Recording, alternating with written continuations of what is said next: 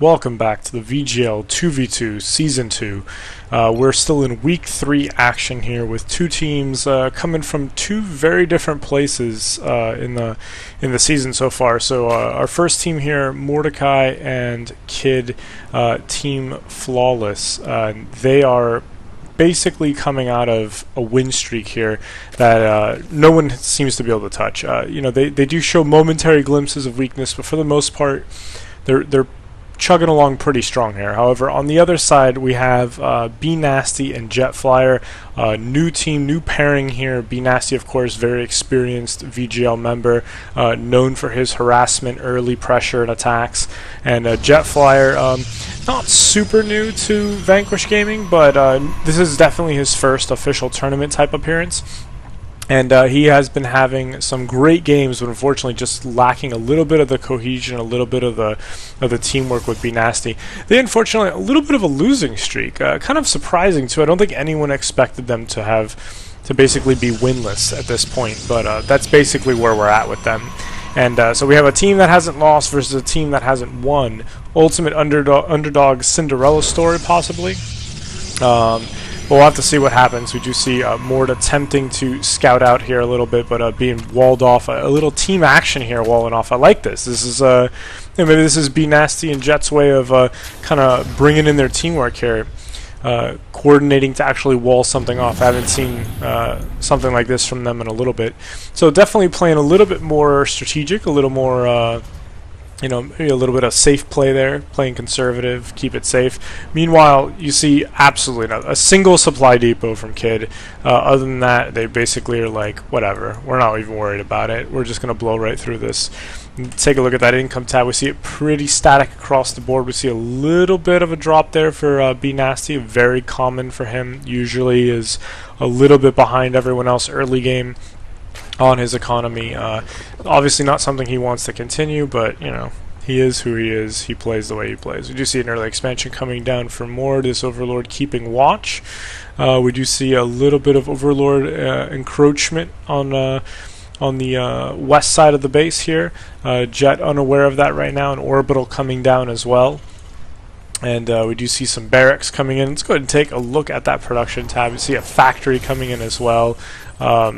We do not see. It looks like Kid will probably be going for some fast factory units there. Do not see that marine build up as you do with Jet. Jet is very good at the builds that he does, but one criticism that could be pointed out is that he is a little straightforward with his Terran builds. Typically, Marines, Marauders. To some would say even a little predictable. He does it well, don't get me wrong, and last week we saw him single-handedly hold off one of the most feared teams in this league, eventually losing though. I mean, that is a slow bleed, but he was able to do it. But we do see an early attack push coming out now. We'll see if they can make this early attack win. They will be detected by these Xel'Nagas. They're going to go ahead and put these two Zerglings to bed as well. The foreskin Zergling still holding that Xel'Naga strong, and we're going to see what they're going to do with this rush. We saw it looks like another a bunker going down, a little bit of defense here, but really not going to be enough. Now, will they get distracted by this expansion here? This expansion obviously not a high priority target. There's not really anything there. Do you see mines going down? Great defensive move there from Kid. Wants to keep them at bay as much as possible. We do see another mine coming out now as well, and looks like those zealots almost took a shot from them. These zealots, you could send one zealot in to easily tank this mine and try to blow right past it. Not enough Marines. We do see a few more trickling in here. This expansion going down, a little bit of a loss, nothing too major though. Definitely a big hit on the minerals, but thankfully it wasn't a mined out base or anything. We do see this bunker now completely, or almost completely filled in. These mines creeping out as well. They're definitely going to creep little by little. Kid doing an excellent job just trying to maintain control of this perimeter, letting Mord expand. He will save this single larva here. You see lots of fastlings out now as well. They have shed the foreskin for their ultimate, winged selves here. So we'll have to see what happens with that. Right now, it looks like this army is just kind of creeping around. We do have this mine just kind of wandering around here. It looks like they just walked right past each other. Jet Flyer, of course, has an issue with the attack move. We've seen it come back and haunt him. And he unfortunately, whether he attacks move or not, he's going down to that pack of Lings. These Zealots, of course, live to tell another story. But right now, a failed push. And it's a little bit hurtful. Take a look at that economy tab, though. We'll see that basically they're breaking even here. Of course, this mine is going to, if it recharges in time, it will very gladly throw a missile at this group here. And they're just stopping right out in front. It looks like we have a little bit of shared control between those units as well. And here we see a lot of movement here, a lot of mines just coming out. I mean, let's take a look at that unit tab here. So far, we have a total of 6 mines out for Kid. That's quite a bit of mines, but you know what? They've been going a long way for him so far because he has been able to kind of prevent that encroachment. He kind of stopped that early attack. He very cleverly built that bunker down. That's the kind of play that you expect from a seasoned team as Team Flawless. You expect them to respond to that kind of early rush pressure and attack. We have seen, though, that be pretty effective against a Team Sean Paul. You know, they were able to steal a game away with one of those early attacks. Kind of makes you wonder how that measures up when eventually Team Flawless and Team Sean Paul will have to compete against each other. You know, one fell for it, the other one didn't. Is that a sign of maybe which team is a little more superior than the other? We don't really know. But it's definitely possible. This is a gross amount of mines at this point. I mean, it's a great place for them because they pretty much just take up this entire space as far as their range to be able to launch those missiles. But just a really disgusting amount of mines. And look at all these spine crawlers come down. There's a little bit of post-traumatic stress syndrome going on here. You know, that attack, I understand, a little traumatic for Mord, possibly, but really just kind of going overboard here with all the defenses. Those mines, of course, still useful, though they can creep up easily. Do see an expansion down for Jet Flyer as well. It looks like he's going to expand and take advantage of this lull in the action. We do see a Dark Shrine down as well for B. This is very signature B Nasty. The Dark Shrine, of course, you know, one of his staple units. We do see an expansion coming out here for Kid as well. So a lot of macro play following that failed early rush attack. And it kind of makes you wonder if this is going to be a protracted game. Statistically speaking, battles that are macroed up, in other words, battles where we've seen the various teams kind of build up these large armies and attack, grossly favoring Team Flawless. Jet Flyer and B, that is really not their style. When I see them doing this, just kind of sitting idle, hanging back, you know, not doing too much, they're not really playing their game. Their game is fast, attacking, keeping the other team on defense, you know, making it hard for them to expand and macro, and they're just not doing that right now. Meanwhile, we do see great, unit counts coming out here. Take a look at that unit tab. You see it starting to get very formidable on both sides. We do have 4 DTs in the box, ready to go. And it looks like they will be going for a little bit of a back attack here. No movement just yet. This Overlord just barely outside of that view there. And if we see that he is able to detect this, so Mord has been made aware of this warp prism here, and it's going to come in. Unfortunately, a little bit of a missile turret there to keep him off. Not so much over here. And we will see the DTs drop down and start to play Fruit Ninja back here with these SCVs. They will go ahead and take out that missile turret. Unfortunately, another one not too far away. All the DTs go down except for one. Not a good place at all. That Warp Prism kind of got forgotten about and has been completely demolished as well. So mine being resurrected out of the ground. You see them marching off in their little robotic ways. And we do see the army starting to culminate here. Now, big difference here. You see Kid, almost the same type of army. However, he's got plenty of mines in there. Mines are fairly cheap, fairly easy to build. Really no reason not to have them in your army at this point, especially if you know your opponent already has them. He does have a smaller army, but those mines are going to be so deadly against this very tightly compacted bio here. We do see a siege tank out here for Jet, and that's going to help a little bit if he can bring this back. But these mines, once they burrow, it's going to be a fireworks display. And that single tank is not going to be enough. 2 tanks now out. We do have these roaches kind of creeping in here. You do see the Marines picking off at the bottom. A little bit of B's troops pushing in. Looks like they have a little bit of an advantage coming in here. They are keeping Mord at bay with those roaches. But these Marines, of course, pushing back just a little bit. They have to be really careful. That siege tank only buys them so much liberty. They don't want to overdo it because they could very easily get rolled by these roaches here. And you know, these roaches, of course, are a little bit damaged, but so far it's doing a good job staying outside of the range of this tank. We do see now a push coming in here from Kid. Takes out really the only thing they had to fear from that army, and they go ahead and steamroll the rest. And you see them completely evacuating here, running for their lives. These poor Marauders and Marine, they just want to go home. They do not want to be a part of this anymore. We do see finally a mine of his own coming out, but unfortunately that Overseer making it kind of nullified. And now they are on defense, and unfortunately they are very outnumbered here. So we do see quite a bit of units kind of armored up here. Mord not really taking too many casualties in that battle. He does also have a small group falling back. Those DTs, of course, going to be a little bit of a problem. You know, wants to focus fire and prioritize that. That siege tank needs to get into siege mode, and it is going. He really is going to need more siege tanks, though, if he wants to really get his money's worth out of them. Unfortunately, there is just way too many units moving around here. We do see 3 racks coming down now on the front lines. That means that Kid is going into high production mode. When he does this, there is a 97% chance that he's going to hand you your ass. So right now, Jetflyer needs to be wondering how he's going to counter this production push from Kid. He's just going to make it really, really tough for him. Look at this build up here, the Hellions. He's completely countering this army. Jet just kind of doubling down on this MM plus siege. Just going to try to creep these siege tanks up just a little bit. He's going to unfortunately lose the benefit of that shroud. Siege tanks not being used to their full potential. You know, they are pushing in just a little bit though with these Marauders getting a little bit of push here, but it's really just a matter of time before this army kind of rolls forward. And with Kid getting his production underway, you have to wonder if this is going to be enough. Right now, we just don't have, really, it's kind of a stalemate between these two teams. Really don't have anyone being overly aggressive. Nobody's really pushing in. Just kind of this back and forth, you know, cat and mouse game. These siege tanks, so caught out of position, and that siege time is going to be deadly. Mord makes them pay for it with Kid right behind him. They take out those siege tanks. Unfortunately, he bit off a little more than he could chew, Jet, when he moved those up.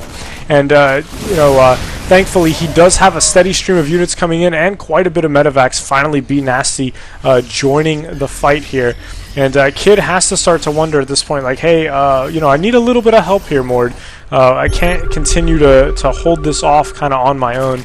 Mord's initial army has long been demolished. We do see expansion still going down, though.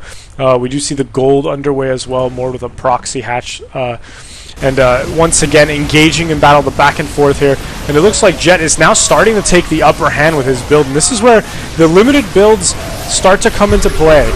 You know, he's brute forcing this Marine Marauder. And while his build timing, his ability to kind of streamline these resources is definitely keeping him in the fight, he really needs a change in strategy to kind of open this up. We got Banelings on the way from Mord. That is going to double down on the hard counter to this army build. And while he may be feeling a little bit of benefit with the numerical superiority he's enjoying, it's really just a matter of time until he gets rolled with too many counters to hold up. And of course, B just kind of falling behind in unit production overall. Take a look at that income tab. We see that really has no reason to be this far behind, but we just do not see enough units coming out for him. Finally, these Zealots getting his money's worth. He was able to push back this command center here, but really just need more units in general. And we have quite a few medevacs here coming in to kind of heal up these units. And it looks like the tide might be turning. This almost looks like a game of Nexus Wars. I feel like everyone's just doubling down on the cheapest units possible on anger management, and they're just sending as many units at him as possible. But it's just kind of like this this trickle effect. When we look here, it's just units trickling in everywhere. It's basically Nexus Wars. That's basically what this has come down to. Now we see Jet changing it up with some Vikings here, and they're in some serious trouble now. This trickle effect that they've been doing is starting to wear away at them, and this Nexus War game is really predominantly on the wrong side of the field if you're on Team Flawless. This is just not enjoyable at all. These Zerglings, not quite sure why they weren't converted to Banelings. I guess he was just really angry at them and wanted them to die a terrible death, so he kind of sent them out there. Lost a lot of them, really just 4 left, but he was able to fight that back. And finally, the Nexus War, Tug of War, ends as we see, then pull back to try and macro up to this gold. And we do see 2 bases now, one in full swing here. Jet going for another one. B still 1 basing this. And we look at the dwindling resources here. This is not a good sign. He's just really down to this 1 base here, this expansion. We do see finally some Banelings coming out. He'll definitely, oh my goodness, look at all those Banelings. That is a lot of Banelings. 19 Banelings to count. That is going to be quite a force here. He could easily single-handedly take out maybe both armies if he's really, really smooth with it. So that is something that gotta keep pressure on this gold, keep him out of this gold. Unfortunately, he does have 2 bases over here as well. And we do see these Banelings now. Unfortunately, they are slow Banelings. So Mord going with his classic Mord Banelings, wasting a lot of them on that siege tank. Taking out a few workers here, but really did not get his money's worth out of that. The Mord Baneling, not a good experiment. Definitely not as effective as Mord Roaches or Mord Overlords or any other Mord type of unit. So a little disappointed to see that 22 minutes in, we still have slow Banelings. That's just it's borderline unforgivable. So we do have B finally going for his 3rd base, and the battle's starting to sway maybe just a little bit in favor of this team here, these underdogs. I mean, I think AngerManagement may finally have a little bit of map control on their side and try to take control of this. I still feel like it could be anyone's game because it has been such a close back and forth, and we do see almost mirror builds now. Kind of surprised the kid has abandoned the mines, the Widow Mines. You would have thought that would have been very effective with so much trickling in of units. You could have very easily scattered those mines out along the way and just kind of taken pot shots here and there and really forced Jet to tread lightly and carefully. And we do see them pulling back here, not enjoying that engagement at all. We do now have Void Rays on the field for B. That is definitely going to change it up just a little bit, but we just do not see any headway here for Team Flawless. You see this triple racks coming down once again, giving an additional 5 racks on the front lines. These Banelings morphing way too close to that front line there, way too close. This is some careless play from Team Flawless. We're not used to this. Look at the SCVs just kind of marching right across the battlefield like that. Very ballsy move. Very lucky he got away with that. But we do see finally some Zerglings coming in, but again, no, I mean, look at all the gas Mord is floating. He is floating so much gas. He could very easily be making tons and tons of Banelings. Really anything other than, I mean, he could be making Infestors, he could be making Broodlords. I mean, he could be making anything other than the cheapest unit he has in his army. But for some reason, just really doubling down on the Zerglings, So not really sure why, but he's staying alive. They're managing to make it happen. And we do see quite a few mules here. We'll have to wonder what these Banelings are intended for. Still, slow Banelings. Very incredible, the slow Banelings. I'm very, very shocked about this. Not even being upgraded. It's not even trying to. Unfortunately, Jet not paying a whole lot of attention here. And it will cost him his entire base. And just like, it's like a magic trick. Mord just said, hey, check this out. I'm the David Copperfield of command centers. And boom, just evaporated the base. Look at all these guys just showing up with just the look of bewilderment on these Marines as they just like, what happened to the base? It used to be there. I don't know what happened to it. It's unbelievable. I guess I missed that enormous red blob moving through the minimap towards my base. But there it is, Once it was there, and now it's gone. So not to be outdone, Jet moving his own enormous pink blob through the Mord territory here, stopping right outside this proxy hatch here. They're going to march in. Unfortunately, he is by himself, and this is a 2v2, and with B kind of not participating in this engagement, this army of Mutalisks and Marine Marauder is going to push him back, and we do see now quite a few Mutalisks now. And see, now this is the tech switch that ends games. This is the kind of tech switch that creates the, oh my god, the game is going to end kind of moment, because at this point, Jet is down almost 2 bases. And while he does have enough Marines here to scare this off, they may take this out.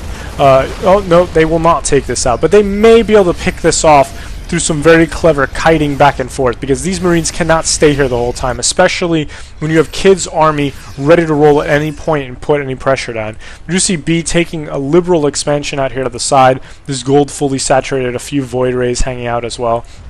And we do see some repairs coming down, but not really enough. These Marines, though, still holding the line, really kind of immobilize these Marines. They're basically forced to stay here and guard this base, since Jet really does not have anything else mining. He's trying as hard as he can. And there comes the pinch. Kid taking advantage of this static positioning here from these Marines, able to roll in as they basically just had them trapped down here. And I'm sure right now there's a lot of colorful words being shared between these two teammates, as B has basically played SimCity for the last 10 minutes and not really tried to engage. So we do now finally see a Kid rolling in here, and this is going to drastically sway the income battle.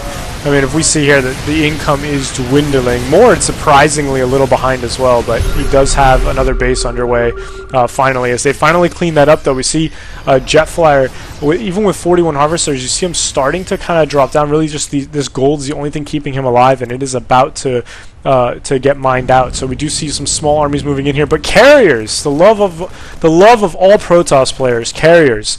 You know, for having so many tournaments and seasons with very little carrier play, it is amazing to have this one. Look at this ridiculous army here.